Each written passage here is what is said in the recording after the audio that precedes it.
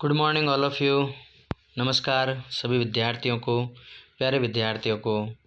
आज global with Ravi sir के इस यूट्यूब चैनल पर हम विशेष रूप से अध्ययन करेंगे 12th ज्योग्राफी विषय के वस्तुनिष्ठ प्रश्न को लेकर, ऑब्जेक्टिव टाइप प्रश्न को लेकर।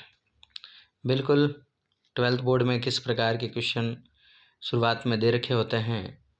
तो फर्स्ट क्वेश्चन आपके सामने है, देखिए पहला क्वेश्चन, कौन सामाजिक भूगोल का उपक्षेत्र नहीं है। तो चार ऑप्शन दे रखे होते हैं। इन चार में से जैसे लिंग भूगोल, सांस्कृतिक, सैन्य भूगोल ये सभी हैं। चिकित्सा भूगोल इसका आंसर नहीं है। नहीं शब्द को ढूंढना है। देखिए डी ऑप्शन सही है, चिकित्सा भूगोल को लेकर इसका आंसर होगा। बिल्कुल। अगले क्रम में देखिए सेकंड नंबर क्वेश्चन, मानव भूगोल का जनक किसे कहा जाता है। चार ऑप्शन को पढ़ते ही पता चल रहा है हमें कि रेडजेल महोदय को मानव भूगोल का जनक कहा जाता है। तीसरा देखिए, मानव भूगोल क्रियाशील मानव और अस्थायी पृथ्वी के परिवर्तनशील संबंधों का अध्ययन है। यह कथन किसका है। बिल्कुल आप देख सकते हैं, जब भी अस्थिर पृथ्वी और क्रियाशील मानव आते हैं तो अमेरिकन विद्वान कुमारी शैम्पल महोदया का नाम यहाँ जरूर देखने को मिलता है।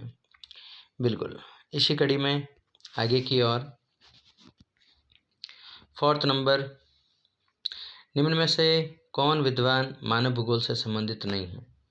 देखने से पता चल रहा है कि सैम्पल, रेडजेल, हंटिंगटन का नाम तो हर बार आता है, लेकिन ब्रडेड रसेल ये एक भूगोलवेत्ता न होकर राजनीतिज्ञ हैं। बिल्कुल।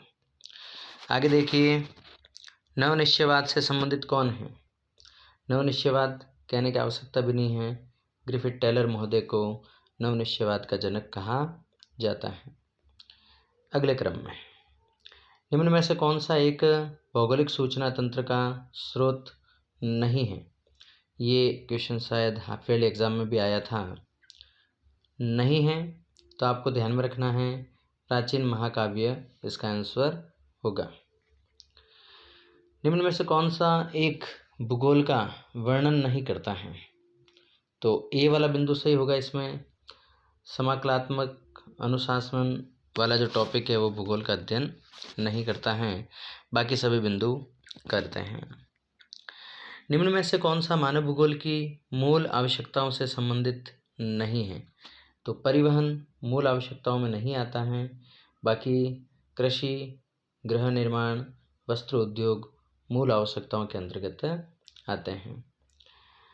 निम्न में से कौन सा भूगोल का उपागम नहीं है। तो देखो आपने उपागम और समयावधि पढ़ी होगी, तो इनमें से सी ऑप्शन मात्रात्मक क्रांति ये उपागम में नहीं आता है, बाकी ये सभी उपागम में आते हैं। क्षेत्रीय स्थानिक संगठन, अन्वेक्षण और वर्णन। अगले बिंदु में देखिए 10वां क्वेश्चन,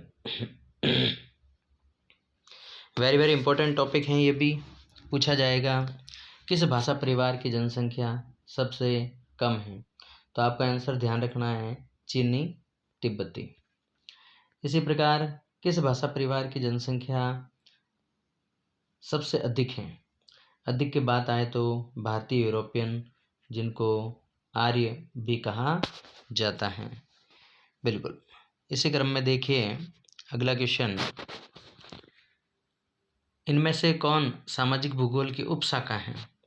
उपशाखा की अगर बात करें तो चिकित्सा भूगोल को जो है उपशाखा के नाम से जाना जाता है, लेकिन शाखा के नाम से नहीं जाना जाता है, ये भी ध्यान रखें आप। स्थानिक संगठन भौगोलिक अध्ययन का उपागम रहा है। तो स्थानिक संगठन में कौन सी समयावधि आप ध्यान में रखोगे। 1950 से 1960 का दशक। बिल्कुल। आगे देखिए, नवनिश्चयवाद संकल्पना का प्रतिपादन किसने किया था। कहने की आवश्यकता भी नहीं है, आंसर होगा आपके ग्रिफिथ टेलर महोदय। ग्रिफिथ टेलर महोदय। बिल्कुल। इसी कड़ी में आगे की ओर निम्नलिखित में से कौन सा एक मानव भूगोल से संबंधित नहीं है? तो मात्रात्मक क्रांति, ये पहले भी पढ़ चुके हैं हम। नवनिश्चयवाद के प्रवर्तक हैं ग्रिफिथ टेलर। रेशम मार्ग रोम को किस देश से जोड़ता है? बहुत ही इम्पोर्टेंट टॉपिक, सिल्क रूट को लेकर जो टॉपिक दे रखा है, चीन देश से जोड़ता है। विश्व व्यापार संगठन का मुख्यालय कहाँ है? ये सबको पता होना चाहिए। WTO का मुख्यालय स्विट्जरलैंड के जिनेवा नगर में है, जिसकी स्थापना 1995 में की गई थी। देश का नाम है स्विट्जरलैंड। बिल्कुल। और विश्व व्यापार संगठन से पहले इसका नाम क्या था? GATT, GATT. ये आपको ध्यान में रखना है। बिल्कुल। अगले क्रम को लेकर बात करते हैं। इन शब्दों में से कौन सा प्रयोग अंतर्राष्ट्रीय व्यापार में किया जाता है? तो अंतर्राष्ट्रीय व्यापार में देखो, डंपिंग शब्द का भी प्रयोग होता है, व्यापारिक संतुलन का भी होता है, मुक्त व्यापार का भी होता है। तो इनमें से सभी होंगे। बिल्कुल सही आंसर। आगे 20वां क्वेश्चन देखिए, दोबारा बना है। अस्थिर पृथ्वी और क्रियाशील मानव के बीच में चर्चिल सैंपल, इसका आंसर होगा। इसी कड़ी में आगे की ओर देखिए, रुको और जाओ सिद्धांत के प्रतिपादक हैं। तो रुको और जाओ सिद्धांत के जो प्रतिपादक हैं वह ग्रिफिथ टेलर महोदय हैं। कौन से महोदय हैं? ग्रिफिथ टेलर महोदय। बिल्कुल। इसी कड़ी में आगे देखिए, 22वां क्वेश्चन, मानव भूगोल की कौन सी असंबद्ध ने मार्क्स के सिद्धांत का प्रयोग किया है?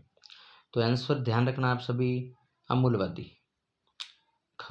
उत्तर होगा अमूलवादी। ये शब्द आप जरूर याद रखें। इसी कड़ी में 23वां क्वेश्चन, मानव भूगोल में उत्तर आधुनिकवाद का सितारा किस दशक में कहा जाता है? तो उत्तर आधुनिकवाद आते ही आपको याद रखना है 1990 का दशक। बिल्कुल। 24 नंबर क्वेश्चन देखिए, मानव भूगोल की कौन सी शाखा मानव भूगोल से संबंधित नहीं है?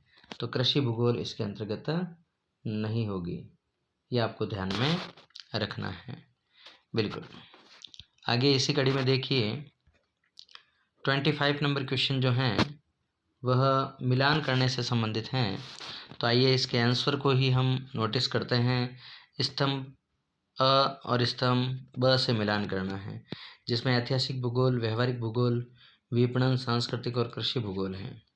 ऐतिहासिक को इतिहास से हम ऐड करेंगे, व्यवहारिक भूगोल को मनोविज्ञान से, विपणन भूगोल को व्यावसायिक अर्थशास्त्र से, सांस्कृतिक को मानव विज्ञान से और कृषि भूगोल को कृषि विज्ञान से। बिल्कुल। इन्हीं टॉपिक को लेकर आप जुड़े रहिए और पार्ट बी में आपको और भी सिलेक्टेड क्वेश्चन को लेकर विशेष टॉपिक मिलेंगे। जब तक के लिए जय हिंद, जय जवान, जय किसान।